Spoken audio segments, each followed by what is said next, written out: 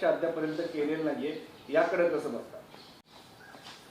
प्रधानमंत्र्यांनी सांगायला पाहिजे होतं, गृहमंत्र्यांनी बोलायला पाहिजे होतं, नागरी विमान उड्डाण मंत्री आहेत त्यांनी बोलायला पाहिजे होतं.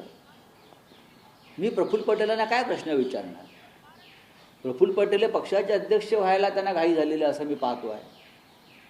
प्रफुल्ल पटेल किंवा अन्य कोणीही त्याच्यामध्ये न पडता उच्च न्यायालयाच्या न्यायमूर्तींच्या अध्यक्षतेखाली एक स्वतंत्र चौकशी यंत्रणा निर्माण करून कालमर्यादेमध्ये त्याचा निकाल यावा. शरद पवार आणि अजित पवार यांची इच्छा होती की दोन्ही पक्ष एकत्र यावं. हो, पण तुम्हाला काय वाटतं की काय अडचणी येत आहेत त्यांच्या? नाही, अडचण ही आहे की मोदी आणि शहांची आणि फडणवीसांची.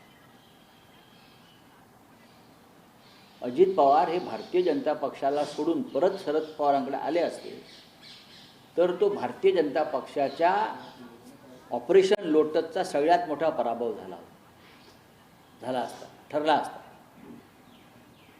त्याच्यामुळे अजित पवारांचा संशयास्पद विमान अपघात हा सुद्धा ऑपरेशन लोटसचाच भाग आहे का,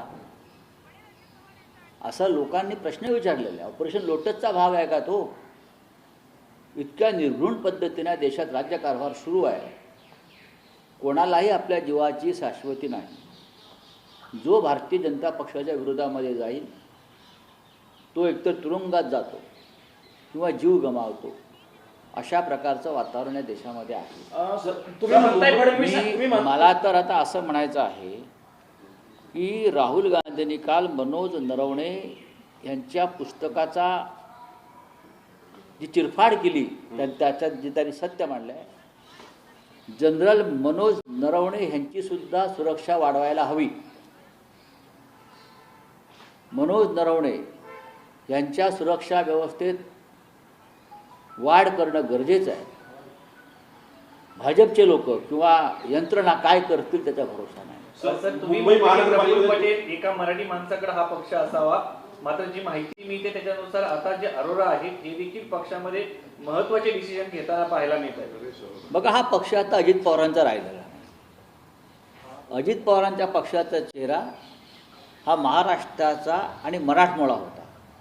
आता गिधाडं त्या पक्षावर तुटून पडणार आहेत आणि त्या पक्षाची लचके तोडणार आहेत. सर, मुंबई महानगरपालिका दोन्ही ठाकरे बंधूंनी एकत्र निवडणूक लढल्या आहेत, मात्र दोघांनी वेगवेगळे गट स्थापन केले आहे आणि यामागचं नेमकं कारण काय आणि तशा पद्धतीचं रजिस्ट्रेशन केलेलं आहे. कशा करता पाहिजे तुम्हाला? हे त्यांचा पक्ष स्वतंत्र आहे, आमचा पक्ष स्वतंत्र आहे. आम्ही यापुढे एकत्र राहणारच आहोत ना. दोन स्वतंत्र पक्षाने दोन स्वतंत्र रजिस्ट्रेशन केलं, पण आम्ही आहोत एकत्रच. आम्ही एकत्रच राहणार आहोत, काळजी नसावी. काल राजसाहेबांनी पण ते सांगितलेलं आहे. राऊत तुम्ही बोलताना आता असं म्हणाले की अमित शहा, फडणवीस आणि पंतप्रधानांचा